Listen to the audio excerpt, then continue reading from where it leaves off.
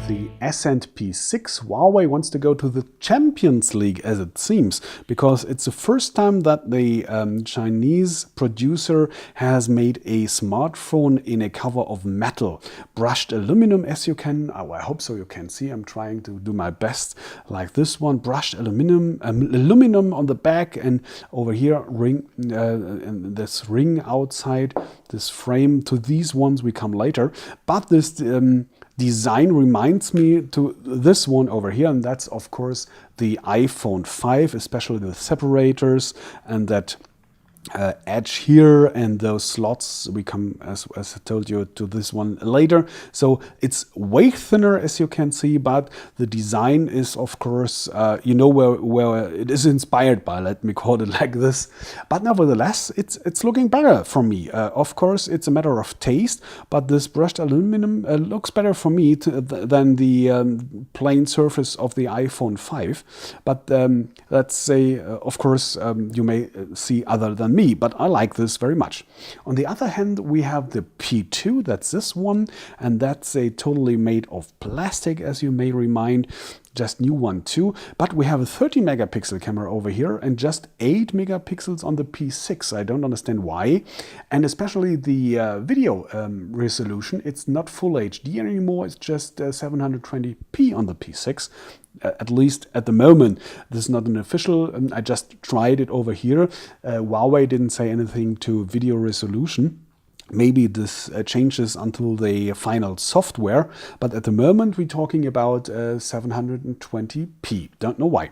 Again, we have that fixed battery like on the P2 and on the iPhone 5 and on a lot of other models at the moment. So you have 2000 milliampere hours, and that's a little bit 6% less than the average compared to the display size. We come to back this one later too. And so you have to be careful, I guess, with your battery power, but nevertheless on every smartphone you have to, because on each evening you have to put it on the charger, because it won't stay another day, the second day. So I guess in the practice and everyday life it won't make a big difference concerning this one. We have other problems. One of them is you don't have LTE like on the P2. Don't ask me why, and especially not dual cell HSDPA.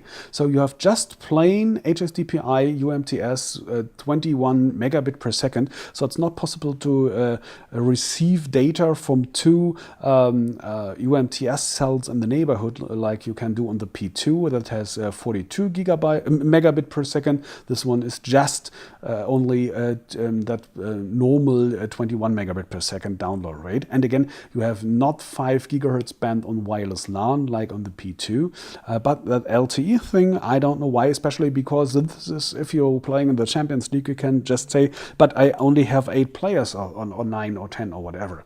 And that camera resolution is another problem. But nevertheless, the display is exactly the same like on the P2. We again talking about 48 by 103 millimeters, and that's making a diagonal of 4.67 inches and the exact same pixel density of 315 ppi. So that's the same.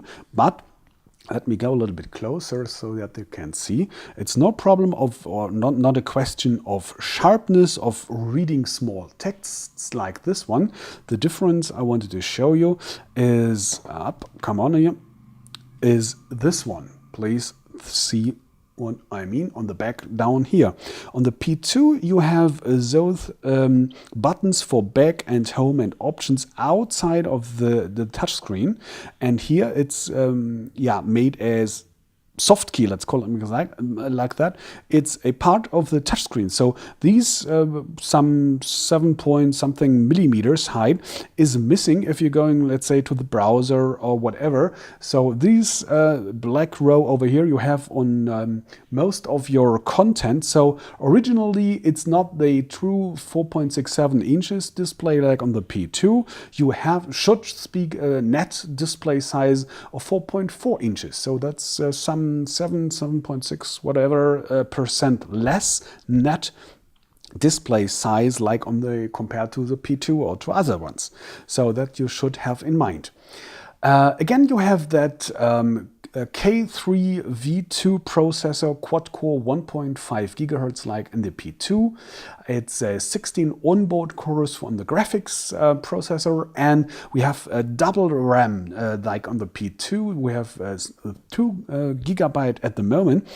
So we can hope that it's going a little bit better in the benchmarks, because the P2 wasn't that big winner on the benchmarks, just straight average 100%. That's not bad, don't get me wrong, but for a quad-core processor I hope a little bit more power. So let's see how the P6 will do. And on the other hand, I told you that we have that SD slot over here.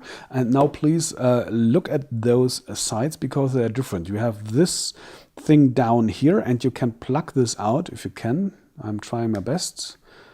Okay, here we go. And this is, ta-da, a pin you can use, because you don't have to use it only for your SIM card, but for your SD card too. So it's good to have this one always with you. Let's plug it back. And then, you know, these slots from many other phones, you can put your cards in there and push them back, and that's it. And so you can expand your memory, but this is only, let's go to this one, 8 gigabyte internal memory. By the way, those shortcuts, please have a look at those, because you can edit them, and I find the design great, and especially you can per drag and drop edit them whatever you want to have over here in that row. But I wanted to go to the settings, because let's see, like this. Okay, we have storage here. 8 gigabyte internal memory, but less than 4.4 gigabyte out of the box left free for the user, at least at its beta software. Maybe this is a little bit more in the final software, let's call it 4.5, 4.6, whatever. But this is a separate space you only have left for your apps, for your calendar, for your dates, for your messages, and whatever you need to store. You can use the SD card only for multimedia data, for docs, Word docs, for PDFs, for whatever. But for your internal things, and especially the apps, you have this 4.4 gigabyte only, because beginning from Android 4.0, and by the way, we have Android 4.2.2 installed, so at the moment at least the newest version, and that's great. But nevertheless, since Android 4.0, you can't move your apps to the SD card anymore. At least you, if you don't want to root your device, and that's something pros should do only. So you're not able to move your apps to the SD card anymore. So your 4.4 gigabyte have to stay for the rest of your, or the life of that phone with you. So for at least 2 years, I guess, in normal cases. So you have to be aware if this is okay. If you're just a plain normal regular user, it's no problem at all, because let's say a WhatsApp has 10 megabyte, and even a Angry Birds had 13 megabyte, or at least up to 45, I guess, depending on the version of the game. But if you're a gamer, you have way more, some hundreds megabytes, some very intense, graphic intense games have up to 1 gigabyte. So for gamers, that's not a question. But on the other hand, we have just had that update on the Samsung Galaxy S4 that's bringing back to the device the possibility to move those apps again on the SD card without rooting the device. So as we can see, it's working if the producer wants to. So let's hope that Huawei is doing the same for its Ascend devices, not the P6 only. Then it would be possible, but at the moment it's not, and so we have to stay with this one. The SD card is up to 32 gigabyte, and additionally you have 20 gigabyte at Picasa for all life long, not just only for 2 years at HTC. And you have this one, and that's a cable for USB on the go. So you can plug this one on the USB slot over here and plug in a, let's say,